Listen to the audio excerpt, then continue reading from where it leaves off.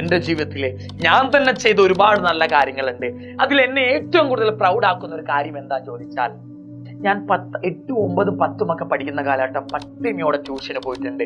CT ticket കൊടുക്കാൻ പൈസ ഇല്ലാത്ത കാരണം ലിഫ്റ്റിന് പോയിട്ടുണ്ട്. ജീവിതത്തിലെ എല്ലാ പ്രതീക്ഷകളും അവസാനിച്ചു. ഇനി ജീവിതത്തിൽ യാതൊരു ഹോപ്പും ഇല്ല. എന്തിനാ ദൈവമേ എനിക്ക് മാത്രം ഈ പ്രയാസങ്ങൾ തരുന്നത് എന്ന് ചിന്തിക്കാറുള്ള, സ്വയമേ ജീവിതത്തെ പഴിക്കാറുള്ള വ്യക്തികളാണ് നിങ്ങളെങ്കിൽ നിങ്ങൾ തീർച്ചയായിട്ടും ഞാൻ പറയാൻ പോകുന്ന കഥ ഒന്ന് കേൾക്കണം. അത് വേറെ ആരുടെയും കഥയല്ല.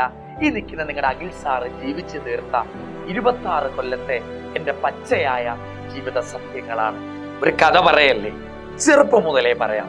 എൻ്റെ വീട്ടിൽ ഞാനുണ്ട്, അമ്മയുണ്ട്, അനിയനുണ്ട്. ഞങ്ങൾ 4 പേര്. അച്ഛനുണ്ട്, 4 പേരാ. എൻ്റെ അച്ഛൻ്റെ പ്രൊഫഷണൽ ജോലി എന്താന്ന് ചോദിച്ചാൽ തെങ്ങ് കയറ്റമാ ജോലി.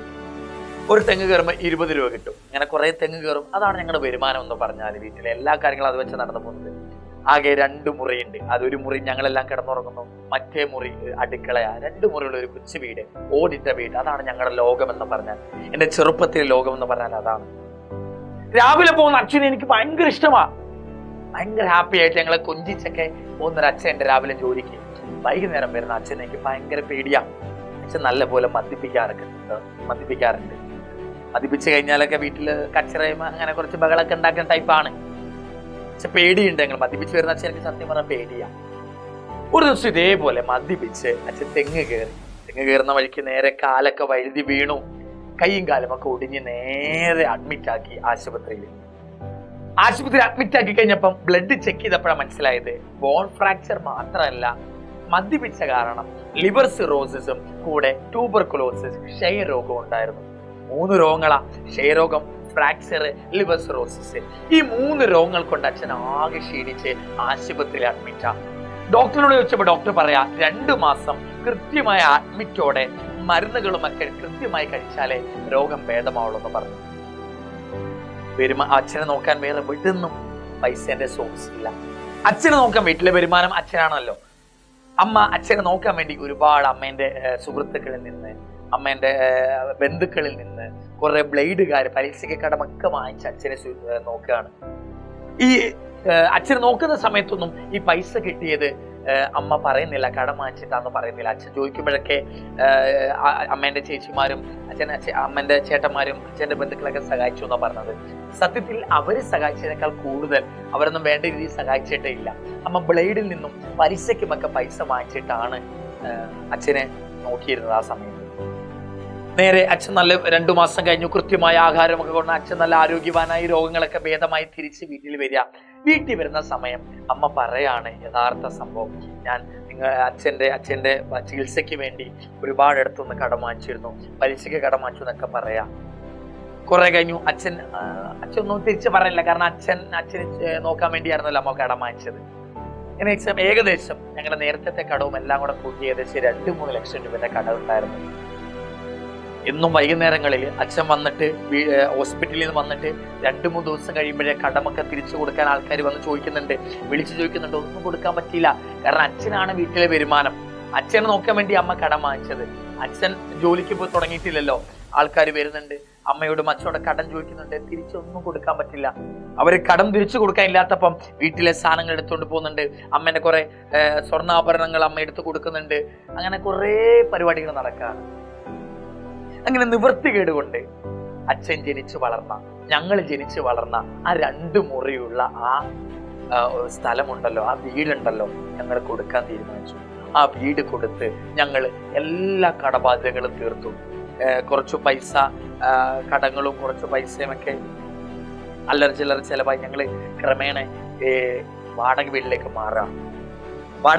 മാറി. ഞാൻ, അനിയന്, അച്ഛനും അമ്മ വാടക വീട്ടിലേക്ക് മാറി. നേരെ അച്ഛൻ വീണ്ടും മദ്യപാനത്തിലേക്ക് പോവാ. ഡോക്ടർ പറഞ്ഞത് മദ്യപിക്കല്ലെന്ന്. അച്ഛൻ വീണ്ടും മദ്യപാനത്തിലേക്ക് പോവാ. അച്ഛൻ ജനിച്ചു വളർന്ന സ്ഥലമാണ് ഇല്ലാതെയായത്, കൈവിട്ടു പോയത്. അതിൻ്റെയൊക്കെ ഒരുപാട് വിഷമങ്ങളുണ്ട്. മദ്യപിക്കേണ്ടെന്ന് പറഞ്ഞാൽ പോലും അച്ഛനാ ഞങ്ങളറിയാതെ മദ്യപിക്കാൻ തുടങ്ങി. ക്രമേണ മനോനിലയൊക്കെ തെറ്റാൻ തുടങ്ങി. അമ്മ എന്നും വിഷമത്തില. വീട്ടിൽ ആഹാരമില്ല, ഫുഡ് വെക്കാൻ പൈസ ഇല്ല, ആരും സഹായിക്കുന്നുമില്ല. നിങ്ങൾക്കറിയാമോ, ഞാൻ 8ാം ക്ലാസ്സിൽ പഠിക്കുന്ന സമയത്ത് ഇതൊക്കെ നടക്കുന്നത്. 8, 9, 10 ഈ 3 കാലഘട്ടങ്ങളും ഞങ്ങൾ വാടക വീട്ടിലാണ്. ആരും സഹായിക്കാനില്ല, ബന്ധുക്കൾ പോലും സഹായിക്കാനില്ല, നാട്ടുകാർ പോലും തിരിഞ്ഞു നോക്കുന്നില്ല. ഒരു നേരത്തെ ഫുഡ് പോലും വെച്ചോ എന്നോ കഴിച്ചോ എന്നോ ഒരു കുട്ടി പോലും ഞങ്ങളോട് ചോദിക്കാത്തൊരു കാലഘട്ടം. അങ്ങനെ വാടക വീട്ടിലേക്ക് മാറി. ഇപ്പോഴും ഓർമ്മയുണ്ട്, 10ാം ക്ലാസ്സിൽ ട്യൂഷന് പോകുന്ന സമയം. 10ാം ക്ലാസ്സിൽ രാവിലെ ഫുഡ് കഴിക്കാതെ ഞാൻ പോയിട്ടുണ്ട്. നേരെ ഉച്ചയ്ക്ക് ചെല്ലും, നേരെ വീട്ടിൽ ചെല്ലും, നേരെ ഉച്ചയ്ക്ക് സ്കൂളിൽ ചെല്ലും. സ്കൂളിൽ ചെന്ന് ബെല്ലടിക്കുന്ന സമയത്ത് ഞങ്ങളുടെ സ്കൂളിന് തൊട്ട് സൈഡിൽ കുറെ അമ്പലങ്ങളുണ്ട്. അമ്പലങ്ങളിലെ സപ്താഹമുണ്ട്. സപ്താഹം അമ്പലങ്ങളിൽ 7 ദിവസം ഫുഡ് കിട്ടുന്ന പരിപാടിയാ. ഞാനും എൻ്റെ അനിയന്റെ കൈയും പിടിച്ചുകൊണ്ട് ബെല്ലടിക്കുമ്പോൾ, സ്കൂളിൽ ബെല്ലടിക്കുമ്പോൾ ഞാൻ ഓടിപ്പോയിട്ട് ക്യൂ നിന്നിട്ട് ആ സപ്താഹത്തിന്റെ ഫുഡ് വാങ്ങിച്ച് തിന്നിട്ടുണ്ട്. സപ്താഹത്തിന്റെ ഫുഡ് വൈകുന്നേരങ്ങളിൽ അമ്പലങ്ങളിൽ മിച്ചം വരും. അതെല്ലാം കൂടെ പാത്രത്തിൽ പോയി വാങ്ങിച്ചുകൊണ്ട് വീട്ടിൽ വെച്ച് ഞങ്ങൾ 4 പേരും കഴിച്ചൊരു കാലഘട്ടമുണ്ട്. എനിക്ക് ഇങ്ങനൊരു കാലഘട്ടമുണ്ട്. എൻ്റെ 10ാം ക്ലാസ്സിൽ 8, 9, 10 ഈ 3 കൊല്ലമാ ഞങ്ങൾ ഞങ്ങളുടെ നാട്ടില് വാടക വീട്ടില് ഒന്നുമില്ലാതെ പട്ടിണിയോടെ കഴിഞ്ഞ 3 കൊല്ലം. ക്രമേണ അച്ഛൻ മദ്യപാനം തുടർന്നുകൊണ്ടിരുന്നു. അസുഖങ്ങളൊക്കെ വീണ്ടും കയറി വന്നു. TB അറിയാം, ട്യൂബർകുലോസിസ്, ക്ഷയരോഗമാ. ചുമയ്ക്കുമ്പോഴൊക്കെ ചോര വരികയാണ്, ഒരുപാട് പ്രശ്നങ്ങൾ വരിക. ചികിത്സിക്കാൻ ആരും വരുന്നില്ല. പട്ടിണി ഒരു വശത്ത്, ആരോഗ്യപരമായ അച്ഛൻ്റെയും അമ്മയ്ക്കും ബുദ്ധിമുട്ടുകളുണ്ട് ഒരുപാട്. വേറൊരു വശത്ത് ഫുഡില്ല, കഴിക്കാൻ ആഹാരമില്ല, പട്ടിണിയില്ല, എന്നും പ്രയാസങ്ങളാ. പഠിക്കാൻ ആഗ്രഹമുണ്ട്, ഭയങ്കര ഇഷ്ടമാണ് എനിക്ക് പഠിക്കാൻ. പക്ഷെ ട്യൂഷന് പൈസ കൊടുക്കാനില്ല. ഒരു ബസ്സിന് കയറിപ്പോകാൻ പോലും, CT ടിക്കറ്റ് കൊടുക്കാൻ പോലും എൻ്റെ കയ്യിൽ പൈസ ഇല്ലാത്തൊരു കാലഘട്ടം ഉണ്ടായിരുന്നു. അങ്ങനെ എൻ്റെ 10ാം ക്ലാസ് കഴിഞ്ഞപ്പം, 10ാം ക്ലാസ്സിൽ ഞാൻ എന്താ പറയാ, പഠനത്തിൽ നിന്നുമൊക്കെ അങ്ങോട്ട് ഡൗണായി വന്നു. ഞാൻ എൻ്റെ 7ാം ക്ലാസ് വരെ ഞാൻ എൻ്റെ സ്കൂളിൽ ബെസ്റ്റ് സ്റ്റുഡൻ്റ് ആയിരുന്നു, അവാർഡ് വാങ്ങിച്ച ഒരാളാണ്. പിന്നീട് 8ഉം 9ഉം 10ഉം ഒന്നും എനിക്ക് അതിലേക്ക് കോൺസെൻട്രേറ്റ് ചെയ്യാനേ പറ്റിയില്ല. ജീവിതത്തിൽ സംഭവിച്ച ഒരുപാട് പ്രശ്നങ്ങൾ, അങ്ങനെ ഒരുപാട് എൻ്റെ ആ അവാർഡും പോയി. വേറെ ഒരുപാട് പഠിക്കുന്ന കുട്ടികൾക്ക് അത് കിട്ടി. 10ാം ക്ലാസ്സിൽ മോഡൽ എക്സാമിന് തൊട്ട് മുമ്പ് വരെ വെറും 2, 3 A+ 10 ഒരു വ്യക്തിയായിരുന്നു ഞാൻ. ഞങ്ങൾ തീരുമാനിച്ചു, എൻ്റെ 10ാം ക്ലാസ് കാലഘട്ടത്തോടെ ഞങ്ങൾ ആ നാട് വിട്ട് വേറൊരു ജില്ലയിലേക്ക് മാറാം. ഞങ്ങൾ മലപ്പുറം ജില്ലയിലേക്ക് വരികയാണ് തീരുമാനിച്ചു. പക്ഷെ എനിക്ക് എന്നും ഒരു ആഗ്രഹമേ ഉള്ളായിരുന്നു. 10ാം ക്ലാസ്സിലെ മോഡൽ എക്സാമിന് മുമ്പ് വരെയും ഞാൻ A+, ഫുൾ A+ വാങ്ങിക്കണമെന്ന് ആഗ്രഹിച്ച ഒരാളല്ല. എങ്ങനെങ്കിലും 10ാം ക്ലാസ്സിൽ തട്ടിമുട്ടി പാസ്സായിട്ട് പോകണം. പക്ഷേ 10ാം ക്ലാസ്സിന്റെ മോഡൽ എക്സാമിനെ അടുപ്പിച്ച് ഞാൻ മനസ്സിൽ വിചാരിച്ചു, ഇതിന്റെ 10ാം ക്ലാസ്സിലെ main exam 2015 SSLC main exam കഴിയുമ്പോൾ ഉണ്ടല്ലോ, ഈ നാട് ഞങ്ങൾ വിട്ടുപോവാ, ഈ നാട്ടുകാരെ ഞങ്ങൾ വിട്ടുപോവാ. ഞങ്ങൾക്ക് ഒരു നേരത്തെ പോലും ഭക്ഷണത്തിന് സഹായമോ, എൻ്റെ അച്ഛന് ആരോഗ്യപരമായ പ്രശ്നങ്ങൾ വന്നപ്പം സഹായിച്ച ഒരു നാട്ടുകാരല്ല. പക്ഷെ ആ നാട്ടുകാരുടെ മുമ്പിൽ നിന്ന് ഫുൾ A+ വാങ്ങിച്ചിട്ട് വേണം ഈ നാട്ടിൽ നിന്ന് പോകണമെന്ന് ഞാൻ ആഗ്രഹിച്ചു. ഞാൻ അന്നു മുതൽ ട്യൂഷന്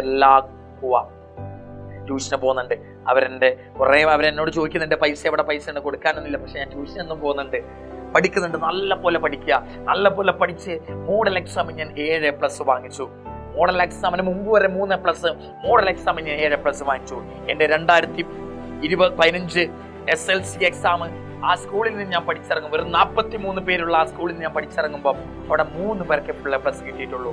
ഒന്ന് ജിബി പാപ്പച്ചൻ, ഒന്ന് ആശിഷ് മോനച്ചൻ, പിന്നെ മലയാളം മീഡിയത്തിൽ നിന്ന് പഠിച്ചു വന്ന, മോഡൽ എക്സാമിന് തൊട്ട് മുമ്പ് വരെ 2 A+ ഉള്ള, മോഡൽ എക്സാമിൽ 7 A+ വാങ്ങിയ, കഷ്ടപ്പെട്ട് പഠിക്കുന്ന ഒരു മദ്യപാനിയുടെ മകൻ എന്നൊക്കെ പേരുവിളിയുള്ള സ്കൂളിലെ പേരുവിളിയുള്ള ഈ അഖിൽ കുമാർ എന്ന് പറയുന്ന വ്യക്തി ഉണ്ടല്ലോ, ആ നാട്ടിൽ നിന്ന് ഇറങ്ങുമ്പോൾ, ആ സ്കൂൾ വിട്ട് +1 വേറൊരു ജില്ലയിൽ വന്ന് ചേരുമ്പോൾ, ആ സ്കൂളിൽ നിന്ന് ഞാൻ പോകുമ്പോൾ, ആ സ്കൂളിൽ മലയാളം മീഡിയത്തിൽ നിന്ന് വന്ന അഖിൽ കുമാറായിരുന്നു ആ സ്കൂളിൽ 3ാമത് ഫുൾ A+ വാങ്ങിച്ച വ്യക്തി. നേരെ ഞാൻ +1 +2 നേരെ ഞങ്ങൾ എവിടെ വന്നു, സ്കൂളിൽ വന്ന് ജോയിൻ ചെയ്തു. മലപ്പുറം ജില്ലയിൽ വന്ന് ജോയിൻ ചെയ്യാണ്. ഇപ്പോഴും ഓർമ്മയുടെ എൻ്റെ സ്കൂളിൻ്റെ ഫ്രണ്ടിൽ ഞാൻ ബസ്സിൽ പോകുന്ന സമയത്ത് ജിബി, ആശിഷ്, അഖിൽ ഫുൾ A+, അഭിനന്ദനങ്ങൾ. ഒരു മൊമെന്റ് വലിയൊരാളാ. എൻ്റെ ജീവിത സാഹചര്യം കൊണ്ട് എന്നെ കളിയാക്കിയിരുന്ന അധ്യാപകരുണ്ട്, കൂട്ടുകാരുണ്ടായിരുന്നു 10ാം ക്ലാസ് കാലഘട്ടങ്ങളിൽ. അതൊക്കെ മാറി ആ സ്കൂളിൽ നിന്ന്, ആ നാട്ടിൽ നിന്ന് തിരിച്ച് വേറെ നാട്ടിലേക്ക് വന്നപ്പം എൻ്റെ ഗേറ്റ്, ആ സ്കൂളിന്റെ ഗേറ്റിന്റെ ഫ്രണ്ടിലുണ്ട് ഫുൾ A+ വാങ്ങിച്ച കൂട്ടത്തിൽ മലയാളം മീഡിയത്തിൽ പഠിച്ച അഖിൽ കുമാറും ഉണ്ടായിരുന്ന ആ കൂട്ടത്തിൽ. നേരെ +1 വരികയാണ് മലപ്പുറം ജില്ലയിൽ. +1 ജോയിൻ ചെയ്യുക. എൻ്റെ ഒരു ഫ്രണ്ട് ഉണ്ട്, അവൻ സയൻസ് എടുത്തോണ്ടാണ് ഞാൻ സയൻസ് എടുത്തത്. എനിക്ക് അങ്ങനെ താല്പര്യമൊന്നും ഉണ്ടായിട്ടല്ലായിരുന്നു. സയൻസ് എടുത്തു കഴിഞ്ഞിട്ട് എൻ്റെ കൂട്ടത്തിൽ +1 എല്ലാവരും ട്യൂഷന് പോകുന്നുണ്ട്. ഞാൻ ട്യൂഷന് പോകാത്ത ഒരാളാണ്. സ്കൂളിൽ ടീച്ചേഴ്സ് പഠിപ്പിക്കുമ്പോൾ +1 ബോട്ടണി പഠിപ്പിക്കുക. ടീച്ചർ സെല്ലിന്റെ സ്ട്രക്ചർ അങ്ങോട്ട് വരയ്ക്കുന്നുണ്ട്. ആ സെല്ലിന്റെ സ്ട്രക്ചർ ടീച്ചർ വരച്ച് അടയാളപ്പെടുത്തുന്നതിന് മുമ്പ് തന്നെ ബാക്കി വേറെ ഉള്ള കുട്ടികളുണ്ടല്ലോ, ബാക്കി ബാലൻസ് കുട്ടികൾ, അവർ ട്യൂഷന് പോയിട്ടുള്ളവരൊക്കെ നേരത്തെ ഉത്തരം പറയാ എനിക്കൊന്നും അറിയില്ല. ഞാൻ ചുമ്മാ പത്തനംതിട്ട പറഞ്ഞ ജില്ലയിലാണ് ഞാൻ പഠിച്ചതൊക്കെ. അവിടെ നിന്ന് മലപ്പുറത്തേക്ക് വന്നതാ, ഫുൾ A+ ഒക്കെ വാങ്ങിച്ചതാ. ഒന്നും അറിയാതിരുന്ന നാണക്കേടല്ലെന്ന് കരുതി ഞാൻ ചുമ്മാ തലയാട്ടിക്കൊണ്ടിരിക്കുവായിരുന്നു. എന്തെങ്കിലും ചോദിച്ചാൽ തന്നെ ബാക്കിയുള്ളൊരു ഉത്തരം പറയും, ഞാൻ ചുമ്മാ തലയാട്ടും. നാണക്കേടല്ലേ ഉത്തരം പറയാതിരുന്നാൽ. എനിക്കിപ്പോഴും ഓർമ്മയുണ്ട്, പ്ലസ് വണ്ണിലെ ആദ്യത്തെ ഓണം എക്സാമിന് 12 മാർക്ക് എനിക്ക്. ബാക്കി എല്ലാവർക്കും നല്ല മാർക്കുണ്ട്. ഫുൾ A+, 10ൽ ഫുൾ A+ വാങ്ങിച്ചിട്ടും പ്ലസ് വണ്ണിൽ മാർക്ക് കുറവുള്ളത് എനിക്ക് മാത്രമാണ്. 12 മാർക്ക്. അന്ന് ഞാൻ വിചാരിച്ചു, എന്നെ കൊണ്ട് സാധിക്കില്ല, 10ലെ പോലെയല്ല പ്ലസ് 1, കുറച്ചുകൂടെ പഠിക്കാനുണ്ട്, എന്നെ കൊണ്ട് പറ്റില്ല എന്ന് പറഞ്ഞ് ഞാൻ അവിടെ ഇരുന്നിട്ടില്ല. ഞാൻ ജീവിതത്തില് ഞാൻ ഇപ്പോഴും ഓർമ്മയുണ്ട്, അന്ന് ഞാൻ അമ്മയോട് പറഞ്ഞു, അമ്മ എനിക്ക് ട്യൂഷൻ പോകണം. എന്റെ കൂട്ടത്തിൽ ബാക്കിയുള്ളവരൊക്കെ ട്യൂഷൻ പോകുന്ന കാരണം അവർക്ക് നല്ല മാർക്ക്, എനിക്ക് ട്യൂഷൻ പോകണം എന്ന് പറഞ്ഞ് അന്ന് അമ്മന്റെ കയ്യിലുള്ള ഒരു വളയുണ്ട്. ആ വള വിറ്റിട്ട് അമ്മ എനിക്ക് എന്ത് ചെയ്തു, പൈസ തന്ന ഒരു 16,000 രൂപ. ആ 16,000 രൂപയ്ക്ക് ഞാൻ പോയി ട്യൂഷൻ ചേർന്നു. ആ ട്യൂഷൻ ഞാൻ എല്ലാ ക്ലാസ്സും അറ്റൻഡ് ചെയ്തു. നൈറ്റ് ക്രാഷ് അടക്കം ഞാൻ അറ്റൻഡ് ചെയ്തു. പ്രീവിയസ് ഇയർ ക്വസ്റ്റ്യൻ ഡൗൺലോഡ് ചെയ്തിരുന്ന് പഠിക്കാൻ തുടങ്ങി.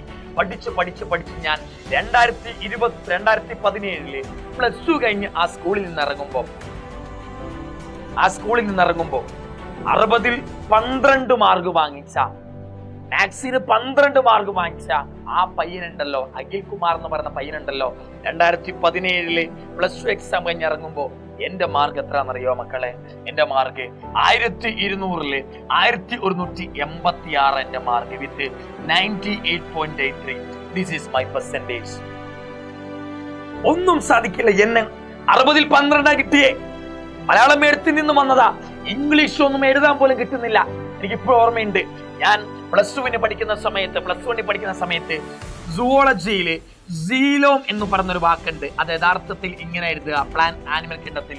ഞാൻ മലയാളം എഴുത്തിൽ നിന്ന് വന്നാൽ എനിക്ക് കിട്ടുന്നില്ല. ഞാൻ എഴുതി വെച്ചത് സെലോം എന്ന് എഴുതിയത് സുവോളജി ടീച്ചർ എന്നെ കളിയാക്കിയിട്ടുണ്ട്. ആ കളിയാക്കി അഖിലുണ്ടല്ലോ പ്ലസ് 2 കഴിഞ്ഞ് ഇറങ്ങിയത് 98.83 കൊണ്ടാ. കളിയാക്കലുകൾ ഒരുപാട് ഇടത്ത് നിന്ന് വന്നു. ബാക്കിയുള്ള കൂട്ടുകാരൻ നിറയെ ഉത്തരം പറയുമ്പോഴും ചുമ്മാ തലയാട്ടിക്കൊണ്ടിരുന്നു. ആദ്യത്തെ ഓണം എക്സാമിന് 60ൽ 12 മാർക്ക് കിട്ടി, പൊട്ടി. എന്നിട്ട് പോലും ഞാൻ എന്നെ കൊണ്ട് പറ്റില്ല എന്ന് വിചാരിച്ചോ? ഞാൻ നിർത്തിക്കളഞ്ഞോ? ഞാൻ തോൽവി ഉറപ്പിച്ചോ? ഞാൻ വീണുപോയോ? ഇല്ല. എന്റെ മനസ്സിൽ ഞാൻ മോട്ടിവേഷൻ എന്ന് പറഞ്ഞ സാധനത്തെക്കാൾ എനിക്ക് ഏറ്റവും ഇഷ്ടമായ ഒരു വാക്കുണ്ട്. ദിസ് ഈസ് മൈ അൾട്ടിമേറ്റ് സൂത്രവാക്യം. എന്റെ ജീവിതത്തിന്റെ ഏറ്റവും വലിയ സൂത്രവാക്യം എന്താന്ന് ചോദിച്ചാൽ ഞാൻ പറയാറുണ്ട്, ഇസ് ഈഗോ. വാശി തോപ്പിക്കണം, അവനേക്കാൾ മുന്നേറണം, അവനേക്കാൾ നല്ല നിലയിലെത്തും. അവൻ കാറും ബൈക്കും വാങ്ങിച്ചിട്ടുണ്ടെങ്കിൽ ഞാൻ കാണിച്ചു കൊടുക്കും. അതാണ് എന്റെ ജീവിതത്തിലെ ഏറ്റവും വലിയ വാക്ക്, ഈഗോ, വാശിയ. ജീവിതത്തിൽ ഇന്നേ വരെ പഠിച്ചെവിടെങ്കിലും എത്തിയിട്ടുണ്ടെങ്കിൽ അതിന്റെ പിന്നിലെ സൂത്രവാക്യം നിങ്ങൾ എന്നോട് ചോദിച്ചാൽ ഞാൻ പറയും, it is ego, not any motivation. അല്ലെങ്കിൽ ഒരുപാട് നല്ല വ്യക്തികൾ, ജവഹർലാൽ നെഹ്റു, ഗാന്ധിജി പോലുള്ള നല്ല വ്യക്തികൾ ജീവിച്ച ഒരുപാട് കഥകൾ കേട്ട് നിങ്ങൾ മോട്ടിവേറ്റഡ് ആയ അല്ല. എന്റെ ജീവിതത്തിൽ എനിക്ക് ലഭിച്ച പഴികളും എന്നെ കളിയാക്കിയ മൊമെന്റുകളുമാ എന്നെ ജീവിതത്തിൽ ഇവിടെ എത്തിക്കാനുള്ള കാരണം. ഞാൻ എപ്പോഴും പറയുന്നൊരു കാര്യമാണ്, വാശി വേണം. കുറച്ചൊക്കെ ഈഗോ ആകാം. ഈഗോ ഒരുപാടാകല്ല, ഓവറാണ്. കുറച്ചൊക്കെ ഈഗോ നിങ്ങൾക്കാകാം. ഇതാണ് ജീവിതത്തിൽ. പ്ലസ് 2 അത്രയും മാർക്ക് കൊണ്ട് അങ്ങനെ ഇറങ്ങിയ അമ്മ തന്ന ആ 16,000 രൂപയ്ക്ക് ഞാൻ ഇരുന്ന് പഠിച്ച് 98.83 കൊണ്ട് ഞാൻ ചെന്നു. സീലോമെന്ന് തെറ്റിച്ചെഴുതുന്നതിന് എന്നെ കളിയാക്കിയ സുവോളജി ടീച്ചർ ഉണ്ടല്ലോ, ഞാൻ പ്ലസ് 2 ഫുൾ A+ വാങ്ങിച്ചപ്പോൾ സ്കൂളിൽ എന്നോട് സംസാരിക്കാൻ പറഞ്ഞു. ഞാൻ സ്കൂൾ ലീഡർ ആയിരുന്നു. സ്കൂളിൽ സംസാരിക്കുന്ന സമയത്ത് ആ കാണികളുടെ കൂട്ടത്തില് അന്ന് സുവോളജി ടീച്ചറും ഉണ്ടായിരുന്നു. സെലോം എന്നെഴുതിയ മലയാളം മീഡിയത്തിൽ വന്ന പയ്യനെ കളിയാക്കിയ കൂട്ടത്തിൽ ആ കളിയാക്കിയ പയ്യൻ ഇന്ന് ആ വേദിയിൽ നിന്ന് 98.83% വാങ്ങിച്ചുകൊണ്ട് സംസാരിക്കുകയാണ്. മലപ്പുറം ജില്ലയിലേക്ക് വന്നു. വാടക വീട്ടില. തെങ്ങ് കയറ്റമായിരുന്ന അച്ഛന് തെങ്ങിൽ നിന്ന് വീണ കാരണം അത് ചെയ്യാൻ പറ്റില്ല. അച്ഛൻ ക്രമേണ ലോട്ടറി വിൽക്കാൻ തുടങ്ങി. എന്റെ പ്ലസ് 2 ലൈഫ് എനിക്ക് ഇന്നും ഒരു മോട്ടിവേഷനാണ്. ഞാൻ സ്കൂളിൽ പോകും വരും, അവർ ബസ് കയറാൻ നിൽക്കുക. ആ ബസ് കയറുന്നതിൻ്റെ തൊട്ടടുത്ത് തന്നെ അച്ഛൻ ലോട്ടറി നടന്ന് വിൽക്കും. ഒരു വെയിലത്ത് ആൾക്കാരോട് വേണോ ചോദിക്കും. പലരും മൈൻഡാക്കും, പലരും വാങ്ങും. കൂടുതൽ പേരും വേണ്ടെന്ന് പറഞ്ഞ് അകറ്റി മാറ്റും. അത് കണ്ടു വളർന്ന ഒരാളാണ് ഞാൻ. തെങ്ങ് കയറ്റം, ലോട്ടറി കച്ചവടം, ഇതൊക്കെ ചെയ്ത് എൻ്റെ അച്ഛൻ എന്ത് ജോലിയും ചെയ്യാൻ തയ്യാറാണ്. ഈ ഒരു ലോട്ടറി വിൽക്കുമ്പോൾ 5 രൂപയാണ്, 7 രൂപയാണ് ലാഭം. ഒരു ദിവസം അച്ഛൻ 50 ലോട്ടറി വിൽക്കും. ഈ 50 ലോട്ടറി വിൽക്കുമ്പോൾ കിട്ടുന്ന 350 രൂപയുണ്ട്. ആ 350 രൂപ കൊണ്ടാണ് ഞങ്ങൾ 4 പേര് കഴിഞ്ഞത്. ഞങ്ങൾ വാടക വീട്ടില 2017 മുതൽ 2024 വരെ ഞങ്ങൾ വാടക വീട്ടിൽ ഏകദേശം 7 കൊല്ലത്തോളം, ഞങ്ങൾ ഏകദേശം 2015 മുതൽ 2024 വരെ 9 കൊല്ലത്തോളം ഞങ്ങൾ വാടക വീട്ടിലാണ്. എന്നും അമ്മയ്ക്ക് ഒരു ആഗ്രഹമേ ഉള്ളായിരുന്നു. അച്ഛൻ്റെ ചികിത്സയ്ക്കായിട്ട് കുറെ കടങ്ങൾ വാങ്ങിച്ച കാരണം അച്ഛൻ ജനിച്ചു വളർന്ന വീട് വിൽക്കേണ്ടി വന്നു കടം തീർക്കാൻ. അച്ഛൻ്റെ പേരിൽ ഒരു വീട് വാങ്ങിക്കുക എന്നും അച്ഛൻ്റെയും അമ്മേൻ്റെയും എൻ്റെ മനസ്സുള്ള ഒരു ആഗ്രഹമാണ്. എൻ്റെ ജീവിതത്തിൽ ഞാൻ തന്നെ ചെയ്ത ഒരുപാട് നല്ല കാര്യങ്ങളുണ്ട്. അതിൽ എന്നെ ഏറ്റവും കൂടുതൽ പ്രൗഡാക്കുന്ന ഒരു കാര്യം എന്താ ചോദിച്ചാൽ, ഞാൻ അധ്വാനിച്ച് ഞാൻ പഠിപ്പിച്ചുണ്ടാക്കിയ പൈസയ്ക്ക് എൻ്റെ അച്ഛൻ്റെയും എൻ്റെ അമ്മേൻ്റെയും പേരിൽ പട്ടാമ്പിയിൽ അവരുടെ പേരിൽ സ്വന്തമായിട്ട് വേറെ ആരും എന്നെ സഹായിച്ചിട്ടില്ല. അമ്മൻ്റെ അച്ഛൻ്റെ പേരിൽ ഏകദേശം 28 ലക്ഷം രൂപ എൻ്റെ വീട് വാങ്ങിച്ചു കൊടുത്ത ഒരാളാണ് ഞാൻ. എൻ്റെ ഏത് വയസ്സിലാണെന്നറിയോ? എൻ്റെ 24-ാമത്തെ വയസ്സിൽ. എൻ്റെ 24-ാമത്തെ വയസ്സിൽ എൻ്റെ അമ്മയ്ക്കും അച്ഛനും ആ നാട്ടിൽ നിന്ന് കൈവിട്ടു പോയ വീട് പോലൊരു വീട് ഞാൻ വാങ്ങിച്ചു കൊടുത്തിട്ടുണ്ട്. ഒരു കടബാധ്യതകളും ഇല്ലാതെ എൻ്റെ അമ്മേൻ്റെ അച്ഛൻ്റെ പേരിൽ. എൻ്റെ ജീവിതത്തിലെ ഒരു മകനാണ് എന്നുള്ളൊരു എൻ്റെ ഡ്രീം ഉണ്ടല്ലോ, ഒരു മകൻ എന്ന നിലയിൽ ഞാൻ ചെയ്തു കൊടുക്കേണ്ട ഏറ്റവും വലിയ ഡ്രീം ഞാൻ ഫുൾഫിൽ ചെയ്യുന്നത് അപ്പോഴാണ്. നിങ്ങൾ ആലോചിച്ച് നോക്ക്, ഞാൻ ജീവിതത്തിൽ എന്തെങ്കിലും തോറ്റുപോയിരുന്നെങ്കിൽ നിങ്ങൾ ആലോചിച്ച് നോക്ക്. അതൊന്നുമല്ല ഞാൻ പറയണത്. ഞാൻ 8, 9, 10 ഒക്കെ പഠിക്കുന്ന കാലഘട്ടം പട്ടിണിയോടെ ട്യൂഷന് പോയിട്ടുണ്ട്. CT ടിക്കറ്റ് കൊടുക്കാൻ പൈസ ഇല്ലാത്ത കാരണം ലിഫ്റ്റിന് പോയിട്ടുണ്ട്. സപ്താഹത്തിന് അമ്പലത്തിൽ നിന്ന് കിട്ടുന്ന ഫുഡ് വെച്ച് തിന്നിട്ടുണ്ട്.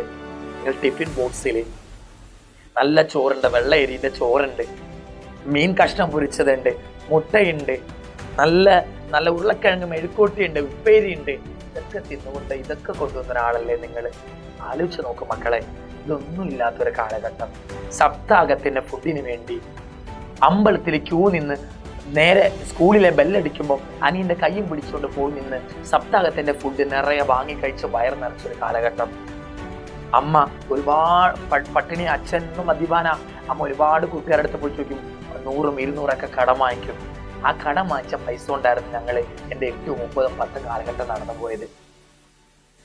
അമ്മ തൊഴിലുറപ്പിന് പോകുന്നത് കുറെ കിട്ടുന്ന പൈസ കൊണ്ടൊക്കെ ഞങ്ങൾ ജീവിച്ചുകൊണ്ട് പോകുന്നത്. ഈ ഒരു കാലഘട്ടം നിങ്ങൾ ആലോചിച്ച് നോക്ക്. ഈ കാലഘട്ടത്തിലൂടെ ഒക്കെ പോയ ഒരാളാണ് ഞാൻ. ഇന്ന് ഞാൻ 8, 9, 10 ക്ലാസ് കാലഘട്ടം ഉണ്ടല്ലോ, ഞാൻ ആ കാലഘട്ടത്തെ അനുഭവിക്കുന്ന പോലെ ഇന്ന് നിങ്ങൾ അനുഭവിക്കുന്നുണ്ടോ മക്കളെ? സപ്താഹത്തിന്റെ ഫുഡ് തിന്ന് വളരേണ്ട കാലഘട്ടം നിങ്ങൾക്കുണ്ടോ? ചോറ് തിന്നാൻ നിങ്ങൾക്ക് ആഗ്രഹിച്ചാൽ നേരെ അടുക്കളയിൽ നിന്ന് പോയി കോരിയെടുത്ത് തിന്നാനുള്ള അവസരം നിങ്ങൾക്കില്ലേ?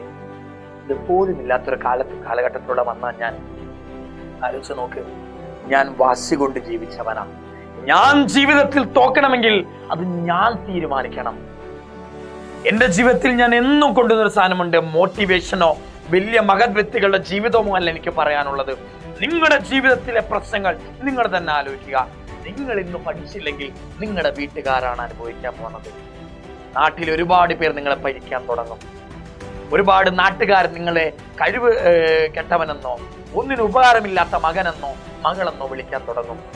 ഏതെങ്കിലും കഴിവുള്ളവൻ നിങ്ങളെ കഴിവില്ലാത്ത നിങ്ങളെ അങ്ങോട്ടും ഇങ്ങോട്ടും ഒക്കെ തട്ടിക്കൊണ്ടിരിക്കും. ഇതൊക്കെ ജീവിതത്തെ അനുഭവിക്കണോ മക്കളെ? ഇതൊന്നും വേണ്ട. കമോൺ ഗൈസ്, ഞാൻ എപ്പോഴും പറയുന്നു, 10ാം ക്ലാസ്സിൽ നിന്ന് ഫുൾ A+ വാങ്ങി, +2-വിലും ഫുൾ A+ വാങ്ങി, നീറ്റ് എഴുതി, ഡോക്ടറായി, ഈ 3ഇടത്തും ഞാൻ വിജയിച്ച ഒരാളാണ്. ഞാൻ പറയുന്നു, ഈ 3ഇടത്തും വിജയിക്കാനുള്ള കാരണം എന്താന്ന് ചോദിച്ചാൽ ഞാൻ എപ്പോഴും പറയുന്നൊരു കാര്യമാണ് സ്റ്റഡി. നിങ്ങൾ നിങ്ങളുടെ ജീവിതത്തെ മാറ്റിമറിക്കാൻ താല്പര്യപ്പെടുന്നുണ്ടെങ്കിൽ, നിങ്ങളുടെ അവസ്ഥ മാറാൻ താല്പര്യപ്പെടുന്നുണ്ടെങ്കിൽ, എൻ്റെ അമ്മയും അച്ഛനും എനിക്ക് വേണ്ടി കുറെ അധ്വാനിക്കുന്നുണ്ട്, എനിക്ക് അവരെ സഹായിക്കണമെന്നൊക്കെ ആഗ്രഹമുണ്ട്, അത് അങ്ങനെ സാധിക്കണമെങ്കിൽ ഞാൻ പറയുന്നു, പഠിക്കുക, സ്റ്റഡി. പഠനം കൊണ്ട് ജീവിതത്തിൽ രക്ഷപ്പെട്ട ഒരാളാണ് ഞാൻ പറയുന്നു. നിങ്ങളൊന്ന് പഠിച്ചു നോക്കൂ മക്കളെ, നിങ്ങളുടെ ജീവിതം മാറുമെന്ന് നിങ്ങൾക്കറിയാം. എൻ്റെ ജീവിതം എങ്ങനെയാടാ? ഇന്ന് എൻ്റെ ജീവിതത്തിലെല്ലാം ഉണ്ട്. എൻ്റെ അച്ഛൻ ചുമ്മാ ഇരിക്കുന്നത്, എൻ്റെ അച്ഛൻ ചുമ്മാ ഇരിക്കുന്ന ഇഷ്ടമല്ല കേട്ടോ. എൻ്റെ അച്ഛൻ ഇന്ന് പറയുകയാണെങ്കിൽ, എൻ്റെ അച്ഛനെ കുറിച്ച് പറയുകയാണെങ്കിൽ, എൻ്റെ അച്ഛൻ ഓട്ടോ ഡ്രൈവറാണ്. സ്വന്തമായിട്ടൊരു ഓട്ടോ ഡ്രൈവറാണ്. ഒന്നുമില്ല. അച്ഛനാണെങ്കിൽ അച്ഛന് കിട്ടുന്ന അച്ഛൻ്റെ ചില പരിപാടികളും അച്ഛന് വീട്ടിലെ കാര്യങ്ങളൊക്കെ അച്ഛനിക്ക് ഓട്ടോ ഓടിച്ചൊക്കെ അച്ഛൻ അങ്ങ് നോക്കുകയാണ്. അച്ഛന് ഇഷ്ടം അതാണ്. അച്ഛന് ഡ്രൈവിംഗ് ആണെങ്കിൽ അച്ഛന് വെറുതെ ഇരിക്കുന്ന ഇഷ്ടമല്ല. അതുകൊണ്ട് അച്ഛൻ ഓട്ടോ വേണമെന്ന് പറഞ്ഞ് ഞങ്ങൾ ആ ഓട്ടോ വാങ്ങിച്ചു കൊടുത്തു. അങ്ങനെ അച്ഛൻ ഓട്ടോന്റെ ജീവിതമാണ് ഉള്ളത്. അമ്മയാണെങ്കിലുണ്ടല്ലോ, അമ്മയാണെങ്കിൽ എന്നും യൂട്യൂബ് കാണുന്നു, കുറെ പുതിയ റെസിപ്പീസ് ഉണ്ടാക്കുന്നു, പരീക്ഷിക്കുന്നു, അമ്മ തന്നെ തിന്നു തീർക്കുന്നു, കുറച്ച് അച്ഛന് കൊടുക്കുന്നു. അങ്ങനെ അവരവരുടെ ലോകത്താണ്. അമ്മയാണെങ്കിലും അച്ഛനാണെങ്കിലും അവരൊരു ലോകത്താണ്, കുക്കിംഗ്. അനിയനെ കുറിച്ച് പറയുകയാണെങ്കിൽ അനിയൻ 10ാം ക്ലാസ് വരെ പഠിച്ചിട്ടുള്ളൂ കേട്ടോ. അങ്ങനെ പഠിക്കണം എന്നില്ല, ആഗ്രഹമില്ലാത്ത ടൈപ്പാണ്. 10ാം ക്ലാസ് വരെ പഠിച്ചിട്ടുള്ളൂ. അനിയൻ ബൈക്ക് മെക്കാനിക്കാണ്. ബൈക്കിന്റെ രീതികളും പുതിയ ബൈക്കും ഭയങ്കര ഇഷ്ടം. ബൈക്കുകളെ ഭയങ്കര ഇഷ്ടമാണ്. ഒരു ബൈക്ക് മെക്കാനിക്, ഒന്നാം തരം ഒരു ബൈക്ക് മെക്കാനിക്, സ്വന്തമായിട്ട് കടകളും ഒക്കെ ഉള്ള ഒരാളാണ്. ഇനി ഈ കുടുംബത്തിലെ 4ാമത്തെ ആൾ ആരാന്നറിയാമോ? ആ 4ാമത്തെ ആള് ഞാനാടാ. 4ാമത്തെ ആൾ ആരാ? അഖിൽ സാർ. 4ാമത്തെ ആൾ അഖിൽ സാറാ. ഞാൻ വെറും അഖിലല്ല കേട്ടോ. ഞാൻ വെറും അഖിലല്ല കേട്ടോ. ഒരു തെങ്ങ് കയറ്റക്കാരന്റെ മകനാണ് കേട്ടോ ഞാൻ. പട്ടിണിയോടെ സ്കൂളിൽ പോയിട്ട് സപ്താഹത്തിന്റെ ഫുഡ് തിന്ന് വളർന്ന ഒരാളാണ് ഞാൻ. അമ്മ 10ാം ക്ലാസ് +1 വന്നിട്ട് 60ൽ 12 മാർക്ക് മാത്സിന് കിട്ടിയപ്പോൾ അമ്മ തന്ന 16,000 രൂപ കൊണ്ട് ട്യൂഷന് പോയിട്ട് ഫുൾ A+ വാങ്ങിച്ച ഒരാളാണ് ഞാൻ. ഞാൻ ആരാണെന്ന് ചോദിച്ചാൽ എനിക്ക് ഏറ്റവും കൂടുതൽ പ്രൗഡ് മൊമെന്റ് ഉണ്ട്. അമ്മയ്ക്കും അച്ഛനും വീട് കൈവിട്ടു പോയി, വാടക വീട്ടിലേക്ക് മാറി, സ്വന്തമായിട്ട് അമ്മന്റെ അച്ഛന്റെ പേരിൽ വീട് വാങ്ങിക്കൊടുത്ത ഒരാളാണ് ഞാൻ 24ാമത്തെ വയസ്സിൽ. അതാണ് എൻ്റെ ജീവിതത്തിൽ ഞാൻ ചെയ്ത ഏറ്റവും വലിയ എനിക്ക് ഫയർ തരുന്ന ഒരു സാധനം. ഇന്ന് ഞാൻ ആരാണെന്ന് ചോദിച്ചാൽ I am not Akhil Kumar, now I am doctor Akhil Kumar. ജീവിതത്തിൽ ചുമ്മാതെ കിട്ടിയതൊന്നുമല്ല. കുറെ കൊല്ലങ്ങളായി, 10-12 കൊല്ലമായി പുതിയൊരു ലോകത്തേക്ക് വന്നിട്ട്, പുതിയൊരു നാട്ടിലേക്ക് വന്നിട്ട്, ഇടയ്ക്കൊക്കെ കാറും എടുത്തുകൊണ്ട് പഴയ നാട്ടിലേക്ക് പോകുമ്പോഴുണ്ടല്ലോ, പുച്ഛിച്ചവരൊക്കെ ഇന്ന് ആരാധനയോടെ നോക്കാറുണ്ട്. പുച്ഛിച്ചവരൊക്കെ ഉണ്ടല്ലോ, അന്ന് എന്നെ കളിയാക്കിയ ഒരുപാട് ആൾക്കാരുണ്ട്. ആ കളിയാക്കിയവരൊക്കെ കാറിൽ ചെന്നിറങ്ങുമ്പോൾ, ഞാനും അമ്മയും അച്ഛനും അനിയനും ഒക്കെ കാറിൽ ചെന്നിറങ്ങുമ്പോണ്ടല്ലോ, ആ നാട്ടിലെ ആ ഡോക്ടറാണ് വരുന്നത്, അല്ലെങ്കിൽ ബാലകൃഷ്ണന്റെ മകൻ ഡോക്ടറാണ് എന്നുള്ളൊരു മൊമെന്റ് ഒക്കെ ഉണ്ടല്ലോ, വലിയൊരു സാധനമാണ്. ഇതേപോലൊരു ദിവസം നിങ്ങൾക്ക് വേണ്ടേ? നിങ്ങളെ പുച്ഛിച്ചവരുടെ മുമ്പിൽ നിങ്ങൾക്ക് ഒരു കംബാക്ക് അടിക്കണ്ടേ? ഒരു കംബാക്ക് അടിക്കുന്ന ആഗ്രഹമുണ്ടെങ്കിൽ ഒന്ന് പഠിച്ച് നിങ്ങൾ നല്ല നിലയിൽ എത്തിയിട്ട് ആ പുച്ഛിച്ചവരുടെ മുമ്പിലേക്ക് നിങ്ങളൊന്ന് പോയി നോക്ക്. അപ്പൊ അവരുടെ മുഖം ചമ്മന്ന കാണാം. ജീവിതത്തിൽ ഒരിക്കലെങ്കിലും പറയും, യാത്രകൾ പോകണം, ഫ്രണ്ട്ഷിപ്പ് ഉണ്ടാകണം, ബസ്സുകൾ ഉണ്ടാകണം, ഇതൊക്കെ വണ്ടർല പോകണം, ഇതൊക്കെ എക്സ്പീരിയൻസ് അല്ലേ, ഇതൊക്കെ എക്സ്പീരിയൻസ് ചെയ്ത് എങ്ങനെ മരിക്കും എന്നൊക്കെ നിങ്ങൾ ചിന്തിക്കും. ഞാൻ പറയുന്ന ഒരു എക്സ്പീരിയൻസ് എന്താ അറിയാമോ? പുച്ഛിച്ചവരുടെ മുമ്പില് നേരെ നേടിക്കഴിഞ്ഞിട്ട് ജീവിതത്തിൽ വലിയവനായിട്ട് നേരെ തിരിച്ചു ചെല്ലുമ്പോൾ അവരുടെ മുഖം ചമ്മിയിരിക്കുന്ന കാണുന്ന ആ മൊമെന്റ് ഉണ്ടല്ലോ, അതും ജീവിതത്തിൽ ഒന്ന് എക്സ്പീരിയൻസ് ചെയ്യണം എൻ്റെ പൊന്നുമക്കളെ. അത് ഞാൻ എൻ്റെ 24ാമത്തെ വയസ്സിൽ എക്സ്പീരിയൻസ് ചെയ്തതാ.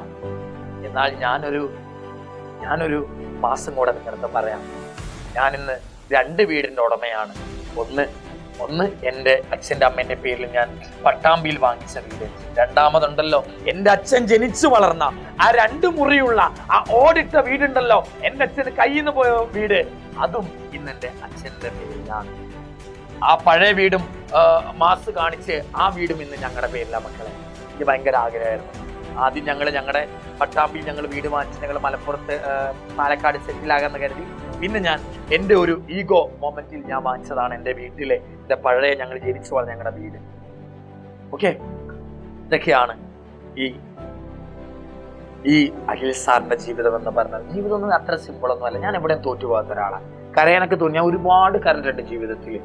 ഒരുപാടെന്ന് പറഞ്ഞാൽ ഒരുപാട് ഫുൾ A+ വാങ്ങിച്ചപ്പോൾ ഞാൻ എത്ര കരഞ്ഞിട്ടുണ്ടോ അറിയോ? ഇത് ഒരുപാട് കരഞ്ഞിട്ടുണ്ട്. ഒരുപാടടുത്ത് തോറ്റുപോയിട്ടുമുണ്ട്. പക്ഷെ ഞാൻ അവിടെ കിടന്നിട്ടില്ല. തിരിച്ചെഴുന്നേറ്റ് വരിക ചെയ്തു. നിങ്ങളും ഇതേപോലെ ഇവിടെ കമ്പാക്ക് കാണിച്ചതാണ്. ഓക്കെ, നിങ്ങൾക്ക് എന്നോട് എന്തെങ്കിലും പറയാനുണ്ടെങ്കിൽ നിങ്ങൾ എനിക്കൊന്ന് കമന്റ് ചെയ്യണം. അതാണ് എൻ്റെ ജീവിതം, ഇത്രേ ഉള്ളൂ. എൻ്റെ ജീവിതത്തിൽ ഇനിയും കുറേ സംഭവങ്ങൾ ഇടയ്ക്ക് നടന്നിട്ടൊക്കെ ഉണ്ട്. എല്ലാം ഈ കുറഞ്ഞ വീഡിയോ സമയം കൊണ്ട് പറയാൻ പറ്റാത്തതുകൊണ്ടാണ്. ഇതാണ് എൻ്റെ ജീവിതം എന്ന് പറഞ്ഞാൽ. കണ്ടാൽ ഞാൻ ചിരിച്ചിങ്ങനെ ഇരിക്കുന്ന ഒരാൾ. എൻ്റെ ഉള്ളിൽ ഒരുപാട് പ്രശ്നങ്ങളുണ്ട്, എൻ്റെ ഉള്ളിൽ ഒരുപാട് സങ്കടങ്ങളുണ്ട്, എൻ്റെ ഉള്ളിൽ ഒരുപാട് നൊമ്പരങ്ങളുണ്ട്. എനിക്ക് നേടാതെ പോയ ഈ 2 വീടിന്റെ കണക്ക് പറയുമ്പോഴും എനിക്ക് നേടാൻ പറ്റാതെ പോയ ഒരുപാട് സാധനങ്ങളുണ്ട്. ഒരുപാട് ഞാൻ എൻ്റെ ഒരുപാട് ജീവിച്ചു തീർത്ത ഒരുപാട് പ്രയാസങ്ങളുണ്ട്. അതിൽ നിന്നൊക്കെ കരകയറി വന്നെങ്കിലും എൻ്റെ ഉള്ളിൽ ഒരുപാട് പ്രശ്നങ്ങളുണ്ട്. പക്ഷെ അതൊന്നും ഓർത്ത് ഞാൻ ഇരിക്കാറില്ല. ഞാൻ അടുത്ത മൊമെന്റിന് വേണ്ടി വർക്ക് ചെയ്യും. അതിനെ തിരുത്താൻ വേണ്ടി ഞാൻ വർക്ക് ചെയ്യും. ഞാൻ അങ്ങനെ ഒരു ടൈപ്പാണ് മക്കളെ. Come on guys, a better days are coming for you. A better days are coming for you. അതാണ് എന്റെ വാക്ക്. A better days are coming for you. A better days are coming for you. നിങ്ങൾക്കും ഒരു നല്ല ദിവസം വരുന്നുണ്ട് മക്കളെ. നിങ്ങൾക്കും ഒരു നല്ല ദിവസം വരാറുണ്ട് മക്കളെ.